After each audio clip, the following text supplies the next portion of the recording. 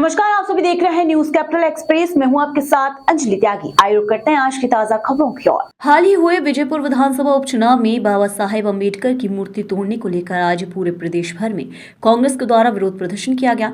इसी तारतम्य में आज राजधानी भोपाल के बोर्ड ऑफिस पर बाबा साहेब अम्बेडकर की प्रतिमा के समक्ष कांग्रेस के द्वारा प्रदर्शन किया गया।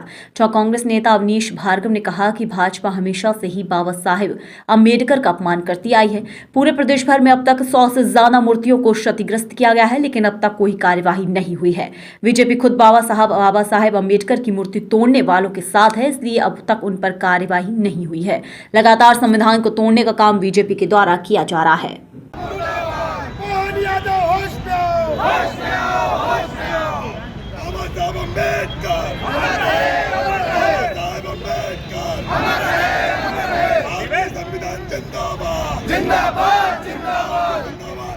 देखिए, विजयपुर उपचुनाव में बाबा साहब अम्बेडकर की प्रतिमा को तोड़ दिया गया, दलितों के घर को जला दिया गया, आदिवासियों को परेशान किया गया, गोलीबारी हुई, कई आदिवासी भाई घायल हुए। पूरे प्रदेश में आदरणीय जीतू पटवारी जी के नेतृत्व में कांग्रेस पार्टी बाबा साहब अम्बेडकर के सम्मान में और संविधान और लोकतंत्र को बचाने के लिए प्रदर्शन कर रही है। ये भारतीय जनता पार्टी की डबल इंजन की सरकार है।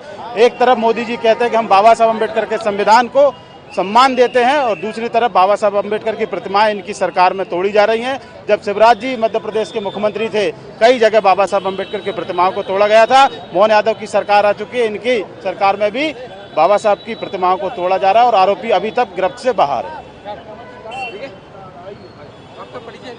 मैं प्रदीप अहरवार, प्रदेश अध्यक्ष अनुसूचित जाति विभाग, मध्य प्रदेश कांग्रेस कमेटी।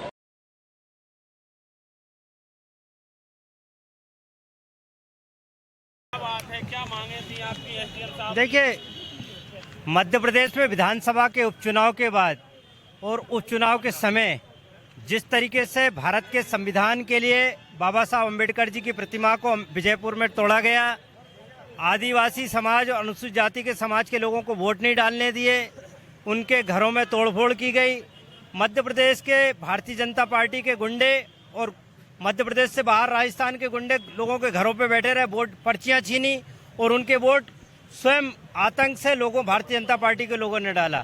और वोट के बाद जिन लोगों ने भाजपा का समर्थन नहीं किया और यह आदिवासी समाज जिन्होंने भारतीय जनता पार्टी को वोट नहीं दिया, उनको डराया धमका जा रहा है, उनके खेतों पे नहीं पहुंचे, उनकी बिजली काटी जा रही, उन पे झूठे प्रकरण बनाए जा रहे हैं।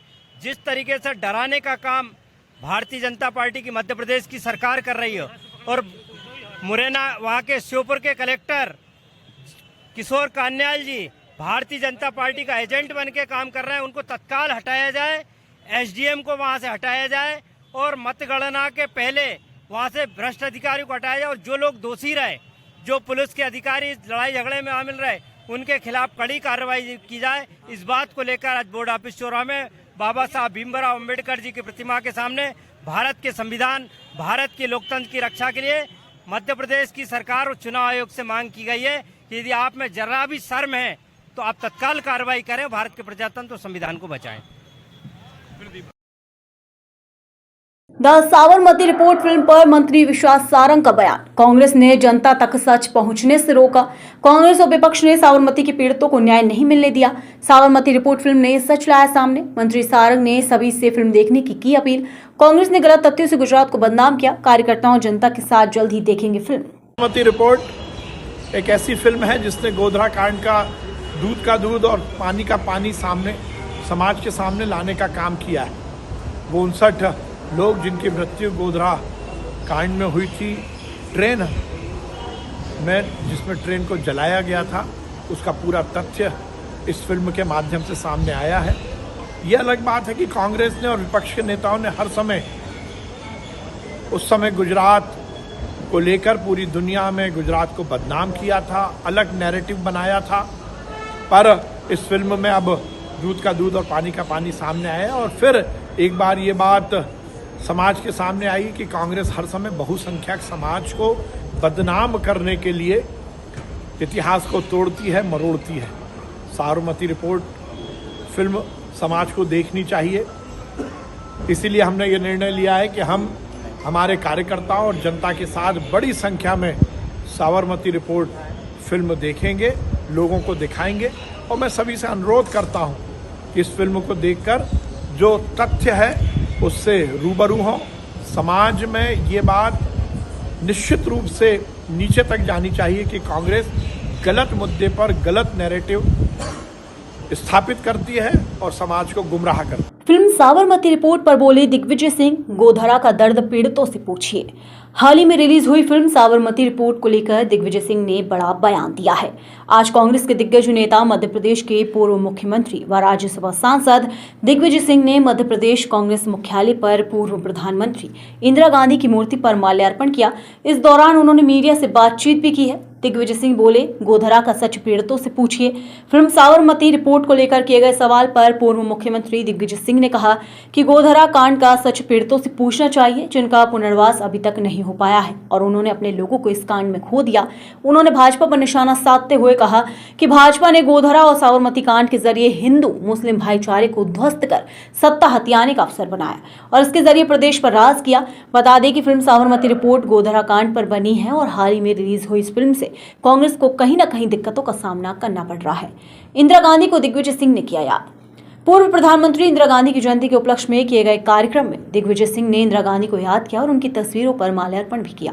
उसने कहा कि इंदिरा गांधी सच में इस देश में आयरन लेडी के रूप में अपने आप को साबित कर पाए और उनके कार्यकाल में लिए गए फैसले भारत को सदैव ऊंचाइयों पर पहुंचाते रहेंगे। पूरे देश में खाद की वितरण में, विशेषकर जहाँ डबल इंजन सरकार है, उन सभी प्रांतों में खाद की दिक्कत आ रही है। जहाँ तक मेरी जानकारी है, खाद में कमी नहीं है, व्यवस्था की कमी है। अगर डीएपी खाद नहीं है तो एनपीके 12, 32, 16 क्यों नहीं दे देते? उससे पूर्ति हो सकती है, लेकिन वो भी नहीं दे रहे हैं। और उसका एक मूल कारण यह है कि पूरे प्रदेश में सहकारी बैंकों की व्यवस्था ठप हो चुकी है। सहकारी समितियों के पास गोदाम में खाद नहीं भेजी जा रही है, एडवांस लिफ्टिंग नहीं हो रही है और एक कमी का माहौल इसलिए बनाया जा रहा है ताकि निजी खाद व्यापारियों को, जिनको कि 25 से 40% खाद आवंटित किया जा रहा है, उनको कालाबाजारी का मौका मिल जाए। और उसमें ऊपर से नीचे तक मेरा ये आरोप है, सब शामिल है। मेरा ये कहना है कि न केवल खाद, शिवराज सिंह चौहान हमारे कृषि मंत्री हैं, उन्हीं के क्षेत्र का उपचुनाव हुआ, लेकिन सोयाबीन की खरीद नहीं हो पाई, केवल रजिस्ट्रेशन होता रहा।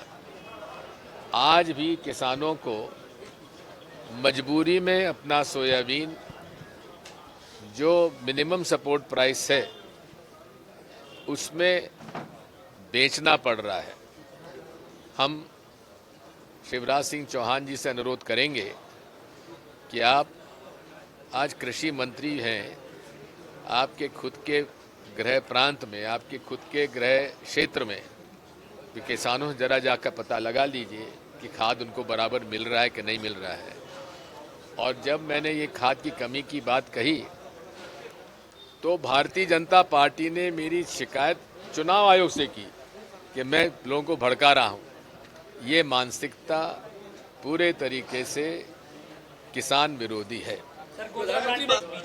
आपको यदि फिल्म देखना है तो एक हमारे आदिवासी नौजवान डॉक्टर प्रदीप उइके ने जंगल सत्याग्रह पर एक फिल्म बनाई है और वो जंगल सत्याग्रह की फिल्म परसों रिलीज हुई है, बैतूल में उन्होंने शुरू की है और मैं कोशिश कर रहा हूँ कि उसको हम लोग मध्य प्रदेश में मैं टैक्स फ्री करने के लिए मैंने मुख्यमंत्री जी से अनुरोध किया है, क्योंकि जंगल सत्याग्रह ब्रिटिश हुकूमत ने जिस प्रकार से जंगल के अधिकार पूरे तरीके से हथिया लिए थे ब्रिटिश हुकूमत ने, उसके खिलाफ छोटा नागपुर से लेकर और हमारे गोंडवाना क्षेत्र तक हर इलाके में आंदोलन हुआ था और उसमें हमारे महात्मा गांधी जी ने उसमें शामिल हुए थे और कुमरे जी हमारे शहीद हुए थे। उन्होंने आंदोलन को लीड किया था, बैतूल के रहने वाले थे। उस जंगल सत्याग्रह की फिल्म को भी आप देखिएगा। जरा आदिवासी से पूछिए। एक साबरमती का वो कह रही है कांग्रेस ने कुछ तथ्य छुपाए हैं। साबरमती जो फिल्म आई है उसको लेकर बीजेपी कह रही है साबरमती गोधरा कांड में आई है साबरमती रिपोर्ट, उसमें बीजेपी का कहना है कि गोधरा कांड से जो चीजें हैं वो कांग्रेस ने छुपाई है, उसको लोगों को देखना चाहिए, समझना चाहिए। ऐसा है, पता लगा लीजिए, उन लोगों से पूछ लीजिए जो गोधरा कांड में प्रताड़ित हुए, अनाथ हुए, जिनको न तो उनका पुनर्वास हुआ और यही नहीं है, जिन लोगों को भड़काकर, जिन हिंदू भाइयों को उन्होंने भड़काकर ये सब जुर्म करवाया, वो आज किस हालात में है, जरा भी पता लगा लीजिए। जबलपुर के पुलिस अधीक्षक कार्यालय में युवक कांग्रेसियों के पदाधिकारियों और कार्यकर्ताओं के द्वारा अवैध रूप से गड़ा और आधारताल में संचालित हो रही दवा कंपनी के विरुद्ध सख्त कार्यवाही किए जाने सोमवार की दोपहर 2 बजे एसपी को ज्ञापन सौंपा गया, जहां युवक कांग्रेसियों ने बताया कि गड़ा और आधारताल में नकली दवा कंपनी संचालित हो रही है, जिसमें गड़ा में दिव्या इलेक्ट्रो होम्योपैथी और आधारताल में विटा EH फार्मा है, जिन्हें स्वास्थ्य विभाग न आयुष विभाग से लाइसेंस प्राप्त है, जो लोगों की जिंदगी से खिलवाड़ कर रहे हैं। वहीं युवक कांग्रेसियों ने कार्यवाही की मांग की है। जबलपुर से वाजिद खान की रिपोर्ट। आज बहुत ही शर्मनाक घटना एक जबलपुर की सामने आई है, जिसमें हमारी युवक कांग्रेस की टीम बहुत दिनों से ये माहौल देख रही थी। तो हम लोग ने देखा जगह जगह जाके कि ये नकली दवाइयों का कारोबार कहाँ चल रहा है। जबलपुर क्षेत्र के साथ साथ आजू बाजू के क्षेत्रों में भी नकली दवाइयाँ बिक रहे हैं। 2 कंपनियाँ जबलपुर शहर की, एक दिव्या electro homoeopathy doctor Pradeep Soni ji Garha के हैं और वीटा EH फार्मास्यूटिकल्स ये GS वर्मा जवाहर नगर आधारताल थाने के सामने ही जस्ट हैं। ये नकली दवाइयाँ बेच के पिछले कई सालों से प्रचार कर रहे हैं। पूर्व में भी हमारे द्वारा माननीय पुलिस अधीक्षक महोदय को ज्ञापन दिया गया था, उस पर कोई कार्रवाई नहीं हुई है। उसके पश्चात अब युवा कांग्रेस की टीम जब सक्रिय हुई तो अब हमने जाके ये पूरे दस्तावेज, कोर्ट के आदेश सब निकाले। इनको किसी प्रकार की मान्यता नहीं है। हमने माननीय CMO साहब को भी ज्ञापन दिया, उन्होंने बोला कि ये कोई विभाग ही नहीं है, इन्हें मान्यता नहीं है। उसके बाद ड्रग अधिकारी को भी दिया, आयुष विभाग को भी दिया, जहाँ जहाँ इन्होंने कहा कि इस विभाग से संपर्क करो, हर विभाग ने बोल दिया हमारा किसी प्रकार का इस विभाग से लेना देना नहीं है, इलेक्ट्रो होम्योपैथी से, और हमारे द्वारा कोई भी लाइसेंस इनको प्रदान नहीं किया गया है। जब मेरा ये कहना है कि जब लाइसेंस प्रदान नहीं किया गया, आप रेस्टोरेंट खोलो तो आप लाइसेंस देते हो, पानी का कार्य करो आप लाइसेंस देते हो, कि ड्रग्स बेचना ये तो समझ लो जहर बेचने के बराबर है। पूरे जबलपुर शहर को जहर बेचा जा रहा है और दुकानों में रख के बेचा जा रहा है और प्रशासन कुछ नहीं कर रहा। ये तो हो नहीं सकता कि पिछले 5 साल से जो दवाइयाँ बिक रही हैं वो प्रशासन को पता ना हो कि दवाइयाँ बिक रही हैं। और मैं ये दवाइयाँ दिखाना भी चाहता हूँ। ये देखिए, ये दवाइयाँ हैं GS Verma Jawahar Vita company की है, EH आधारताल थाने के सामने बन रही हैं। और ये भी दवाई देखिए, ये भी प्रदीप सोनी द्वारा बनाई जा रही है, रेबिसेन कंपनी की दवाई है, वो भी दिलेरी से, ये फेसबुक अकाउंट में उनसे दिलेरी से डाल के लिख रहे हैं कि हम इलेक्ट्रो होम्योपैथी का इलाज करते हैं, और कोर्ट ने बोला कि हम किसी प्रकार का इलाज नहीं करते। तो मैं एक जनता से भी एक अपील करना चाहता हूं कि ऐसे डॉक्टर जो झोला छाप हैं, जो सिर्फ जहर बेच रहे हैं और आपकी ज़िंदगी बर्बाद कर रहे हैं, उससे सतर्क रहें। अगर आने वाले 2-3 दिन के अंदर इनका क्लिनिक और फैक्ट्री बंद नहीं करी गई तो युवक कांग्रेस आंदोलन करेगी और न्यायालय में जाने के लिए बाध्य होगी। हमने आज पुलिस अधीक्षक महोदय को ज्ञापन दिया है, उन्होंने आश्वस्त किया है कि मैं इसकी कार्रवाई कराऊंगा। ये बहुत बड़ा अपराध है, जब लाइसेंस नहीं है तो किस आधार पर ये दवाइयाँ बेची जा रही हैं। अगर 2 दिन के अंदर ये नहीं होता तो हम इस पर उचित कार्रवाई करेंगे और जिम्मेदार प्रशासन होगा। रोहित सैनी, जिला अध्यक्ष किसान कांग्रेस जबलपुर, पूर्व महासचिव युवक कांग्रेस जबलपुर। जबलपुर के नानाजी देशमुख पशु चिकित्सालय में फेस टाइगर रिजर्व से एक मृत बाघ के शावक का शव लाया गया। बताया जा रहा है कि बाघ के शावक की मृत्यु पेज टाइगर रिजर्व के बफर जोन में हुई थी। इसके बाद वहां के अधिकारियों द्वारा जबलपुर स्थित पशु चिकित्सालय में पोस्टमार्टम के लिए भिजवाया गया है। मामले की विस्तृत जानकारी देते हुए पशु चिकित्सालय से डॉक्टर शोभा जावरे ने जानकारी देते हुए बताया कि उन्हें स्पेस टाइगर रिजर्व से इस बात की जानकारी मिली कि 5 वहां का एक शावक बफर जोन में मृत पाया गया है, जिसकी विधिवत कार्यवाही करने के बाद उसके मृत शरीर को पशु चिकित्सालय जबलपुर को सौंप दिया गया है। यहाँ पर मृत शावक के शरीर पर शोध कार्य कर पशु चिकित्सालय के छात्र अन्य जानकारी प्राप्त कर सकेंगे। बहरहाल शावक के मृत शरीर का परीक्षण करने के बाद ज्ञात हुआ कि चटक के शरीर में ना तो कोई चोट के निशान है और ना ही कोई बीमारी के लक्षण। उसकी मृत्यु सामान्य क्रम से हुई है। जबलपुर से वाजिद खान की रिपोर्ट। वहाँ से डिप्टी डायरेक्टर श्री रजनी सिंह जी का फ़ोन आया कि उनको पेंच टाइगर रिजर्व के बफर जोन के पास में एक लगभग 4 माह का शावक मिला है। तो हमें मतलब शावक की जो स्थिति ठीक दिख रही है, तो अगर आप चाहें तो हम इसको पोस्टमार्टम के लिए, और कई बार होता है कि क्योंकि ये अपना school of wild life forensic and health है, तो वैज्ञानिक दृष्टि से आगे मतलब पढ़ाई के लिए, बच्चों की पढ़ाई के लिए हम आपके पास भेज देते हैं। तो विधिवत उसका पोस्टमार्टम भी हो जाएगा और हमें लग रहा है तो हम बच्चों को उसमें पढ़ाई भी दे पाएंगे वैज्ञानिक दृष्टिकोण से कि कौन से ऑर्गन होते हैं, छोटा बच्चा का कितना होता है, तो सबसे प्राप्त हुआ है। तो हमने इसको रात में करीब आया था तो डीप फ्रीज़र में रखवा दिया और अभी हम जाके इसका पोस्टमार्टम करने वाले हैं, फिर जैसा भी हम बताएं। लेकिन देखने में प्रथम दृष्टया में हमको प्रतीत हो रहा है कि लगभग ये 4 माह का मेल है, नर शावक है और कहीं कोई चोट के निशान नहीं है और उसका वज़न लगभग 15 से 20 किलो के बीच में होगा। तो बाकी अपन जो डिटेल में भी अपने शव परीक्षण करते हैं तो पता चलेगा कि जैसा भी होगा आपको बताएगा। प्रथम दृष्टि ऐसा नहीं लग रहा कि मतलब अगर वो कैसे मृत्यु कैसे मृत्यु को कुछ भी नहीं, उनको तो जो मिला है तो देखने में तो हमें बिल्कुल लग रहा है कि अभी मतलब बहुत पुराना या कुछ भी, हमें ऐसा उसमें घावा कुछ नहीं दिख रहा है। तो जब उनको मिला है तो क्योंकि हमारा फॉरेस्ट डिपार्टमेंट के साथ है कि हमें वैज्ञानिक दृष्टिकोण से हम देखें, हमें हमारे जो स्नातक और स्नातकोत्तर के छात्र हैं उनको वैज्ञानिक दृष्टिकोण से पढ़ाई के लिए भी वो हमें ये शव दे दिया। तो हम पोस्टमार्टम करेंगे बाकी विधिवत उसका, और जो ऑर्गन कहाँ पे कैसे होते हैं तो हम उस बच्चों को एक प्रकार से उसमें शिक्षा भी देते हैं। क्या नाम है उसके, वैज्ञानिक नाम है जो शावक लिखा है जी, जो शावक है, जिसका शावक है, क्या नाम है, मतलब क्या कौन सा उसकी प्रजाति को? हाँ नहीं, ये तो अपना लॉयन ही है, मतलब सॉरी टाइगर ही है, ये अपना बाघ है। बाघ का शावक है। किस जगह से लाए हैं? ये पेंच टाइगर रिजर्व के बफर जोन में से मिला है। ओमकारेश्वर 12 ज्योतिर्लिंग में से एक ज्योतिर्लिंग जो नर्मदा की घाट पर बसा ओम के आकार में बसा एक क्षेत्र बताया जाता है कि एक हिंदू मंदिर है। ये मध्य प्रदेश के खंडवा जिले में स्थित है। ये नर्मदा नदी के बीच मंधाता या शिवपुरी नामक द्वीप पर स्थित है। ये भगवान शिव के 12 ज्योतिर्लिंगों में से एक है। सदियों पहले भील जनजाति ने इस जगह पर लोगों की बस्तियां बसाई और अब ये जगह अपनी भव्यता और इतिहास से प्रसिद्ध है। ये यहाँ के मोरटक्का गांव से लगभग 12 किलोमीटर दूर बसा हुआ है। ये द्वीप हिंदू पवित्र चिन्ह ओम के आकार में बना है। यहाँ 2 मंदिर है, ओमकारेश्वर, ममलेश्वर। ओमकारेश्वर का निर्माण नर्मदा नदी से स्वतः ही हुआ है। ये नदी भारत की पवित्रतम नदियों में से एक है और अब इस पर विश्व का सर्वाधिक बड़ा बांध परियोजना का निर्माण हो रहा है। जिस ओमकार शब्द का उच्चारण सर्वप्रथम सृष्टिकर्ता विधाता के मुख से हुआ, वेद का पाठ इसके उच्चारण के बिना नहीं होता है। इस ओमकार का भौतिक विग्रह ओमकार क्षेत्र है। इसमें 68 तीर्थ हैं। यहाँ के 33 कोटि देवता परिवार सहित निवास करते हैं तथा 2 ज्योतिष स्वरूप लिंगों सहित 108 प्रभावशाली शिवलिंग हैं। मध्य प्रदेश में देश के प्रसिद्ध 12 ज्योतिर्लिंगों में से 2 ज्योतिर्लिंग विराजमान हैं। एक उज्जैन में महाकाल के रूप में और दूसरा ओमकारेश्वर में ओमकारेश्वर ममलेश्वर के रूप में विराजमान है।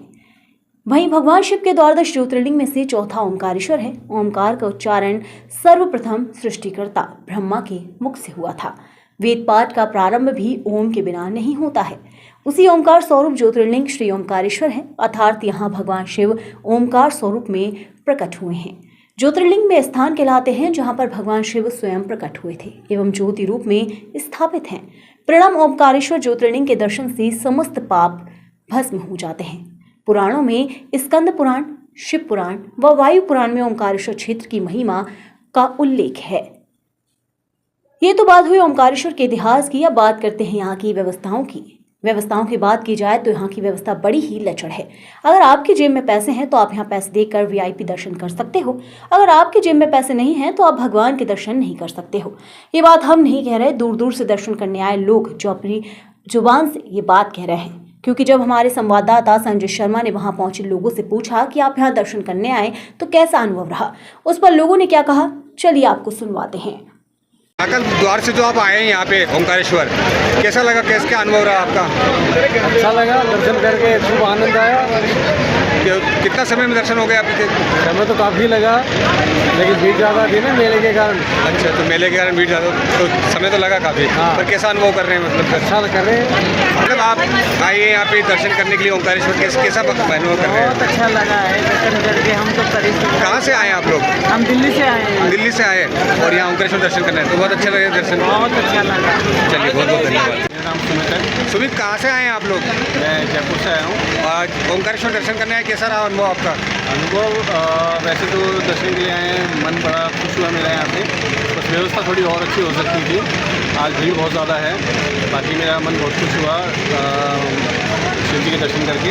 कितने समय में दर्शन हो गए आपके? जी, मैं VIP लाइन से गया तो मुझे आधे घंटे के अंदर दर्शन हो।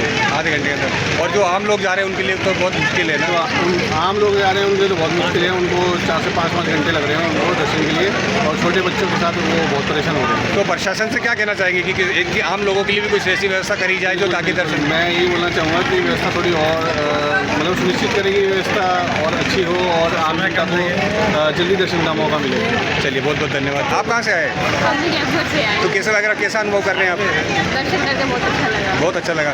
तो कितने समय में दर्शन आपके हो गए? आधा घंटा लग गया। आधा घंटा लग गया। फिर भी आप VIP से गए होंगे? हाँ, VIP से। और आम लोगों के लिए क्या मतलब किस तरह से व्यवस्था है यहाँ पे? बहुत टाइम लग रहा है, 3-3 घंटे वेट करना पड़ रहा है। तो आप क्या कहना चाहेंगे प्रशासन से? प्रशासन चाहिए कि और भी ज़्यादा व्यवस्था की जाए। चलिए, बहुत बहुत धन्यवाद। ममलेश्वर महादेव मंदिर पे आए हैं, क्या इतिहास है इसका, क्या किस तरह से? इसके पीछे कारण ये है कि आदि शंकराचार्य जी ने ये मंदिर का निर्माण करवाया था, क्योंकि नर्मदा नदी का फ्लो बहुत ज़्यादा होने के कारण ओंकारेश्वर के दर्शन करना मुश्किल हो पा रहा था, जिसकी वजह से यहाँ पर उन्होंने शिवलिंग की स्थापना करी कि वहाँ पर दर्शन ना कर पाए तो यहाँ पर वो दर्शन कर सकें। अच्छा, तो जिस प्रकार से ये फ्लो ज़्यादा हो जाता है नदी का, तो उस पर दर्शन नहीं कर पाए, तो ये इसके दर्शन कर ले तो मतलब महत्व वही रहता है कि शिवलिंग ये दोनों एक ही है, मतलब ओंकारेश्वर ममलेश्वर ये दोनों एक ही इसके अंदर आते हैं। अच्छा। या तो मतलब दोनों की पूजा करना ज़रूरी होता है। उज्जैन के अंदर ये ओंकारेश्वर और ममलेश्वर,